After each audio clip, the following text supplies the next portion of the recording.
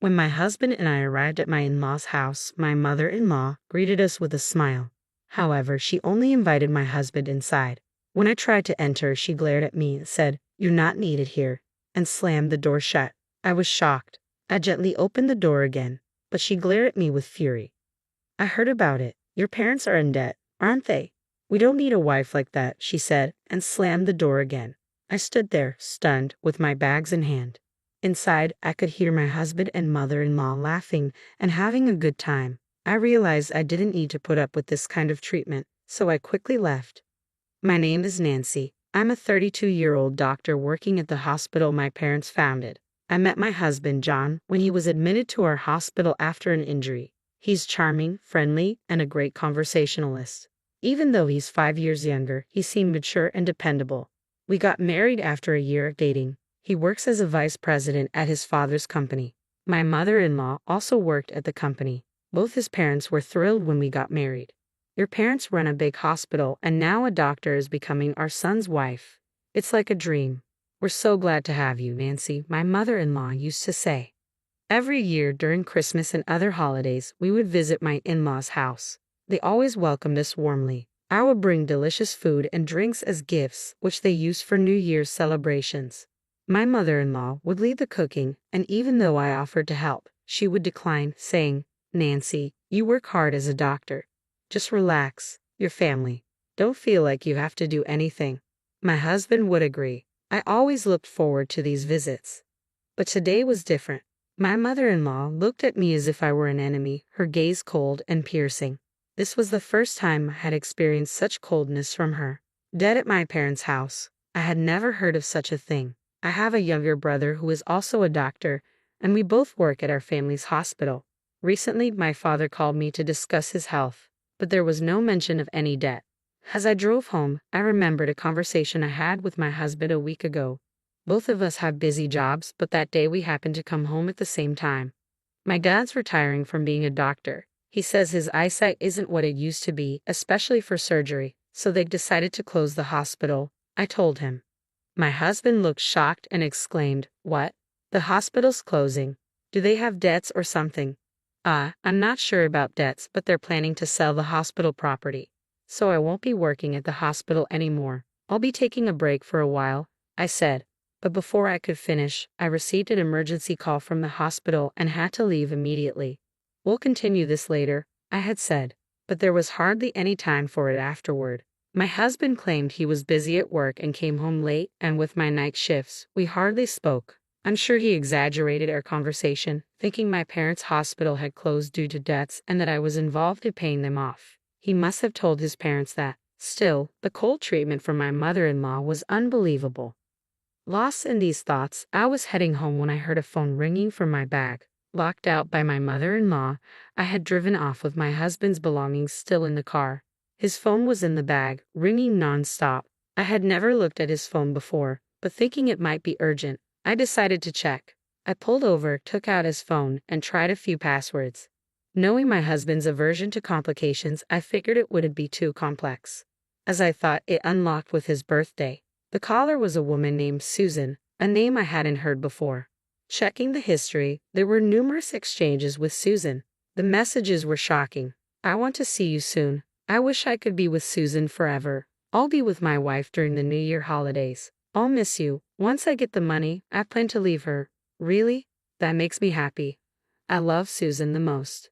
It seemed my husband had been cheating on me. I had thought of my husband, father-in-law, and mother-in-law as kind-hearted people. I was the only one back home, and I couldn't shake off the contents of his phone. I went into his study looking for more evidence. Opening a drawer, I found photos of him with an unfamiliar woman, apparently from a trip, and hotel receipts. There were other shocking discoveries. Unable to come to terms, I decided to visit my parents' house.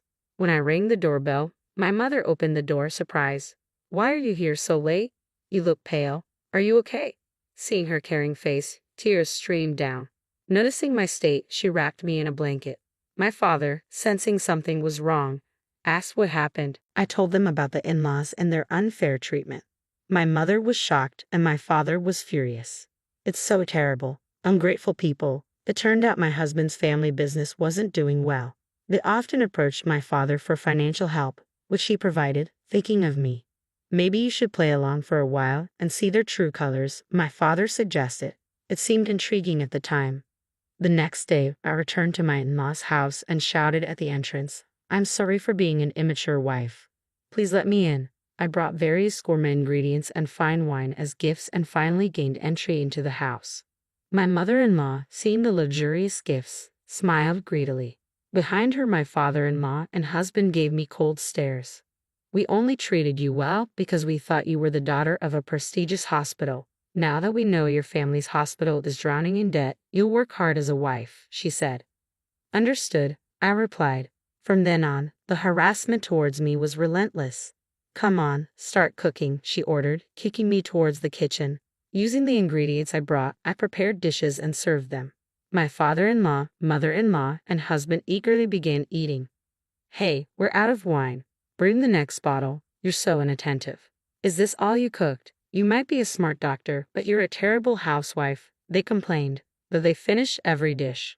When they were done and I tried to eat, my mother-in-law slapped my hand, causing my fork to drop. "What are you doing sitting?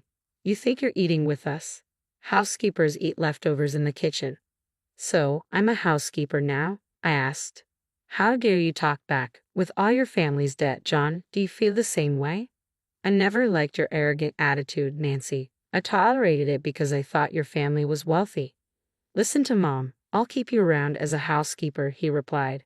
Hearing my husband's true feelings, I was stunned. I had hoped he was just going along with his parents, but that hope was shattered. He had married me for my family's supposed wealth and had been pretending all along. I realized that my husband's current behavior was his true nature. I ended up eating leftovers in the cold kitchen and was left with a mountain of dishes. "Save water and wash with cold," they demanded.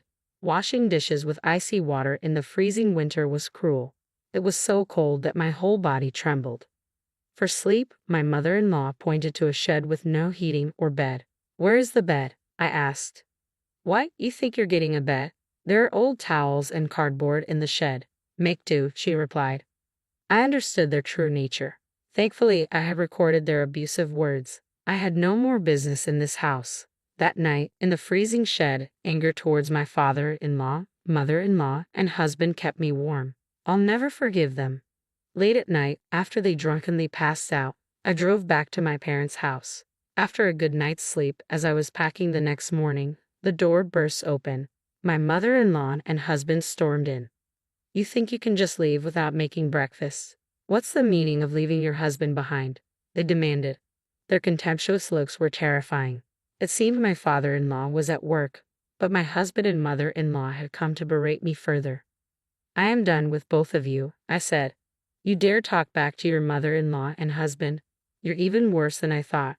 We can divorce if you want, but if you initiate it, you will pay compensation. Maybe you can sell the hospital's land. It should fetch a good price." "We'll take that," my husband sneered. "That's a good idea," I said sarcastically, but my husband just smirked, thinking he had the upper hand. Then he threw a paper at me. It was a pre-filled divorce application. "If you don't do as I say, I'll use this," he threatened. "Good, this clears things up for me. What, you thought I would beg you not to leave? You think a bankrupt hospital and drowning in debt have no choice but to cling to you, right?" I said. He was completely mistaken. While it's true my father retired and closed the current hospital, we plan to relocate to a new facility near the train station. My brother and I would work there with me as the director. Far from being in debt, we had more than enough assets. Upon hearing this, my husband and mother-in-law turned pale. "That's a lie, right? You deceived me." My husband stammered. I tried to explain, but you didn't listen and jumped to conclusions. "So your family is still wealthy then?" my mother-in-law mumbled, panicking. "Can we forget everything that happened yesterday and today? We have always been on good terms, right?" she pleaded. After all the insults, she now wanted to forget everything. It was laughable. "I'm shocked that you have spewed such terrible abuse at me and now ask me to forget everything. Remember, I'm just the housekeeper, right?" "No, that was a misunderstanding."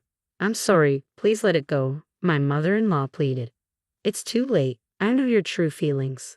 By the way, my father will be taking back the $100,000 he loaned to your company." "What? How did you know about that? We don't have that money."